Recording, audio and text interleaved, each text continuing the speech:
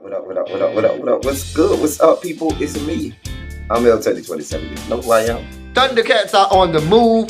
Thundercats are loose, honey. He's about the business of dipping spoons into sugar bowls. Anyway, real girls do real things. So as to make it easier for insertion, maybe? No means no, and yes means no.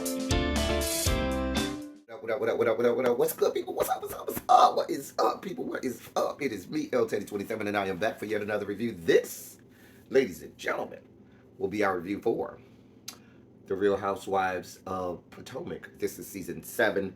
It is episode 1, the season premiere. I have no idea the title of this episode. It'll be somewhere around me if I find out. All right, now we are back. We are back, y'all. Y'all know I hate each and every last one of these ladies on this show, which is probably why I like reviewing it, so I can drag people if and when I need to and want to. So here we are. Oh yes, here we are. So we start off with Karen and Giselle. They are in the park, and the cherry blossoms have bloomed, and it's all nice and beautiful. And it's so ironic that you have such a beautiful setting for people who are so ugly inside. Like, it's just a shame. It's just a shame to ruin such a beautiful setting with people who are just so ugly on the inside. However, we are here. So, they're having this picnic or whatnot, and then Robin shows up, and but before Robin came, Karen and Giselle were discussing Satana, Ashley Darby's possible divorce and whatnot. They also were discussing um, Mia Thornton. Um, Fly Me to the Moon is what we'll call her, only because the moon has so many craters on her. So we'll call her Fly Me to the Moon. Um, and her social media post that she made about possibly having to go to the cancer hospital and possibly having cancer, and Giselle, who's never had a storyline since she got on this. I mean, she don't have a storyline in the first, but her saying, "Oh, how dare she post on social media that she has cancer because that's serious." Let's be honest, Giselle. You can give a rat's ass about whatever the fuck Mia has going on. Can't read my, can't read my. No, you can't read my crater face. That's what we'll call Mia. Can't read my, can't read my. No, you can't read my crater face. But anyway, Giselle, don't sit there and act like you care. And while I'm over here, I'm glad they put Giselle and Karen on first. Just what I need you to do, Giselle, is go to Karen, ask her who she goes to see for whatever Botox injections or whoever she goes to for whatever plastic surgery she gets. Because Karen, whoever she's going to is doing some good work on her. You, Giselle, not so much, baby. Them wrinkles and them folds and those age lines and those wrinkles and crow's feet, baby, they are spreading like wildfire, honey. Baby, they are spreading like Miss Coco circa the summer of not 19, but circa the summer of 2020. Giselle, baby, you need to let that shit go. You need to go see somebody for some Botox, somebody for some good facial compresses, some anti-aging cream. Just get a whole facelift, Giselle. I'm just, baby, baby, the years have not been kind to you. It's probably because you ain't shit. And karma is a bitch. But that ain't none of my business. Anyway, so they were going back and forth about, oh, well, Mia shouldn't have posted that because Mia posted something saying she has cancer. Then she came back and said she don't know. And how dare she post something like that? Let's be clear, like I said, y'all don't give a shit about Mia and whether or not Mia could be on her deathbed. Y'all don't give a shit unless the cameras are on and production tells y'all that y'all need to go and act like y'all give a fuck. But anyway,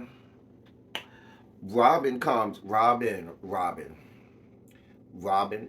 Unlike most people, I don't have that much fever and smoke. You don't and smoke for you, Robin. You don't bother me like you bother a whole lot of other people. But what is bothering me, Robin? This hair, that auburn, burnt sienna, something off of the palette of Bob Ross hair color you got in your hair, Robin. Honey. That's not working for me.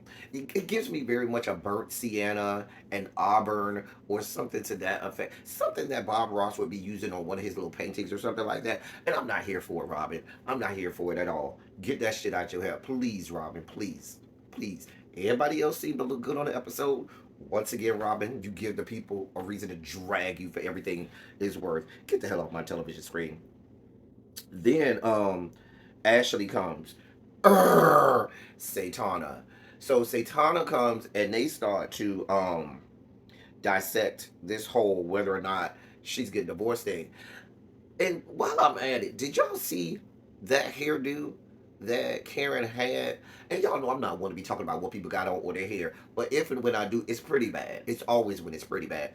Maybe that slick down ponytail or whatever Karen had in her head. Mama, that's not the right answer. Mm-mm. That's not what she had on the black in the confessional with the little green accessories. Maybe that little slick to the side ponytail. I don't know what the fuck that was, but whatever it was, don't do that no more. Don't do that no more. Anyway, so they get to Satana.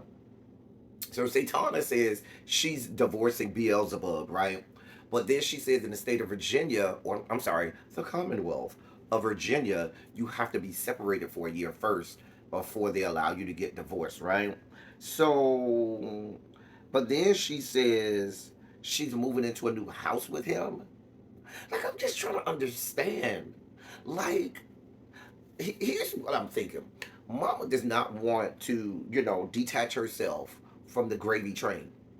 Because what I'm thinking is she believes if I get out now and he ends up making a whole lot more money years from now and I could get half of that money instead of half of the money that he has now, then maybe it'll. I don't.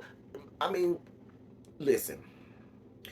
I also think she's afraid of the fact that she knows good and hell well she don't know a goddamn thing about money, what to do with money, how to spend money. So if you give her that money between her, Uncle Lump Lump, and her mom, the panhandler who used to be under the bridges and stuff begging for money, they'll be done blew through that money in 1.5 years and leave the Omen babies destitute with nothing but to wait for the trust fund that they daddy gonna have set up for them. That's what I'm just thinking. Cause Satana ain't good for nothing but doing what she got to do in the bedroom and securing the bag that way. Having it up here, mm-mm, mm-mm. So yeah, I also seem to believe that she probably knows that Beelzebub, Michael Darby, probably has a whole team of lawyers ready to rake her over the coals. Sorry about that, y'all. Somebody was calling me. Anyway, but she knows that Michael Darby and his team of lawyers are going to rake her over the coals if and when they go to divorce court. I believe she probably will end up getting half, but I feel like he's probably got money stashed over in the Netherlands or in Switzerland or in some Swedish bank or something like that, or a Swiss bank that she don't even know about, and just rake her over the coals. She thinking she getting all of the money in the cash cow, and she ain't getting nothing but pennies. Y'all hear my phone doing all of that noise? That's people leaving me messages. All right, so then we see Karen announces that she having this spring party, some shindig she want to have. Just a reason for the cast to get together. So Candace and Chris, we see them go see a fertility specialist. She talk about freezing her eggs, this, that, and the third. I really ain't care for this part. She's busy talking about she opening for SWV and Faith and everybody's checking for her. I ain't been checking for her. Baby, nobody's there during the opening act. Please be clear. During the opening act, we go into the concession stands to get us an extra drink or extra beer, buy us something to tidy us over until the main event comes. Nobody's checking for you like that. I'm just saying. Just saying. You around here fanning out and taking pictures with the people like you some fan that they done picked off in the front row just to do a little karaoke or something. Girl, we're not here for you. I ain't really care. That whole argument they had in the car afterwards about, oh, I don't like your work schedule. Oh, I don't know. I need you to have these 2 days. Girl, find a storyline, Candace, please. This ain't it. This is not it. Moving on. Robin meets up with Sharice. They briefly talk about Sharice's non-existent sex life. I mean, quiet as it's kept, you can talk about Robin's non-existent sex life. Because if you expect me to believe that Juan Dixon is shoving his meat stick anywhere near Robin Dixon's box, you're reaching. I don't believe no parts of that. So Robin says that Juan needs to sign a prenup because she's the breadwinner now. She making all the coins now. Juan ain't making a goddamn thing, and he ain't taking half of her money. Girl. She don't want to get married. It sounds like she's putting more and more things in place so as not to get married. Robin, sweetheart, boo, love bug, doll baby, dear one. Live in your truth, sweetheart. You don't want to marry Juan Dixon. We already, that's not what you want. And you keep creating all of these hurdles and all of these reasons so as not to marry him. Baby, we live in your truth, sweetheart. Please do. I mean, at this point, it looks like they're not going to get rid of you off of this show. So there's no need for you to be faking it no more. They're not kicking you off. You still got the little champagne glass in your hand or whatever they hold up. It's okay. You don't have to fake it no more. We understand. Andy Cohen is not throwing you off the show. You cemented your spot. No need to keep faking it for us because nobody believes this sham. Nobody. Anyway, um, they then talk about Ashley and her storyline, her claim that she's divorcing Michael, which nobody believes.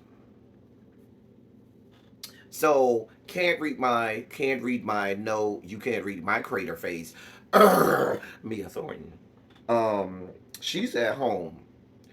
I don't know if it's a housewarming party, but it's a get together for her family, right? Riddle me this. Riddle me this, Batman. Last year, last season,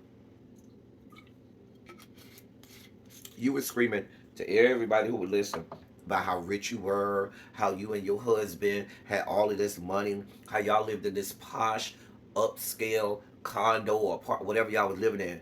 Now, all of a sudden, you renting. You're renting. Let me understand this. So you said that you were paying $10,000 a month, right?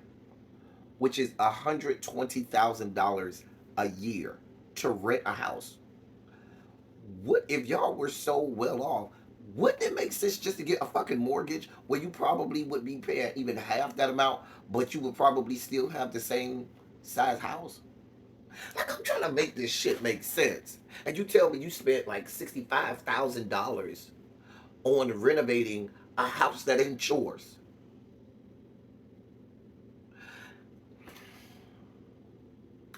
What in the I'm just trying to fake it till I make it so I can look like I got money like that on a damn TV show are we doing here? Couldn't you have invested that money in doing something about that shit you got going on your face? I just want to know because you could have got a whole facelift and filled in some of those cracks and crevices in your face, dear one, doll baby. But you spending all this money on a house that ain't yours. How does that make sense? Like you ain't say you spent money on furniture that you could take with you. You spent money on renovations on a house that ain't yours. Isn't that like a violation of the lease or whatnot? The rental lease? I mean, girl, let me shut up. I'm moving on. She talked to her mom about the things going on with her health or whatnot. Listen, y'all know from last season, I'm not here for Mia. I don't believe anything she says. Nothing she says makes any sense to me. Nothing. I don't know why my phone keeps going off, but I believe nothing she says. She's a known liar. A known liar. So I believe nothing she says. And speaking of known liars, who comes in to the party at Mia's house? Another liar. Karen with her husband Ray. They come through. Karen says she done had a breast lift. Baby, I don't want to know about geriatric titties and stuff like that that you had to get a breast lift on. Karen, I don't know. I don't want to know. I don't want to know. Then we got me around here making monkey noises and shit. I was like, what in the goddamn Planet of the Apes Jane Goodall is knocking on your door is going on? Yep. Moving on. Because I'm not, I want to go down this road to talk about these monkey noises, but I ain't gonna do that. I'm not gonna travel down that road. Nope, L Teddy. We're not gonna take the opportunity to talk about these monkey noises. We're not gonna do that. Nope. We're gonna keep it cute and move on. Babe, we get down to Wendy. Oh, also, and she has a flashback where she talks about, oh yeah, last week I was talking to my best friend about the cancer or whatever medical health scare she had. And then talking to her best friend, she's like, "Oh yeah, you've been here for me, and if anything ever happened to me, you can marry my husband."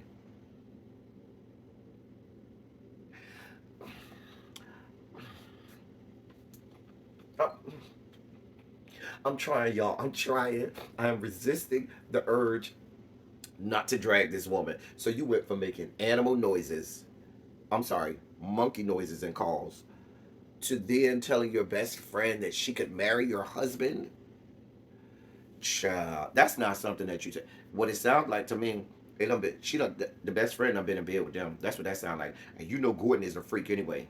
Baby, it sounds like the best friend done already probably played around with them. And so she already know the best friend is already comfortable with what's going on over there. All of the gray pubes and stuff that's being thrown around over there. And that's why she was like, "Yeah, you can marry him." This shit is disgusting.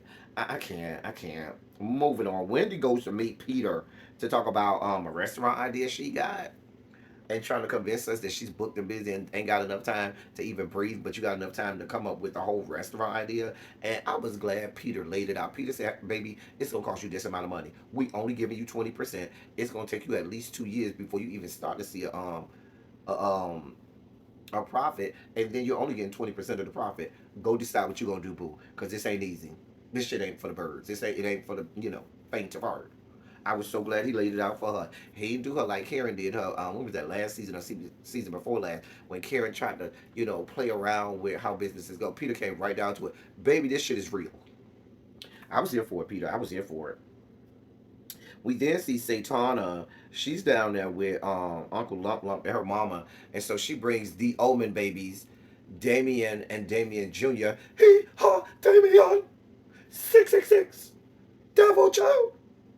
I normally would have that a little better, but I lost my voice this weekend, so I'm doing the best I can. See me next week when my voice will be back, and I'll probably give y'all that better next. I'll have it better next week because my voice will be back better. But right now my voice gone. Anyway, y'all know the Omen babies, Damien and Damien Jr. They go over there. Ashley don't even have a damn divorce lawyer yet.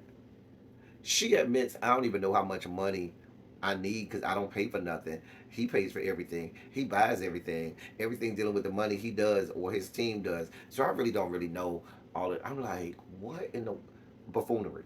Buffoonery. She ain't trying to get divorced. She just wants this as her storyline.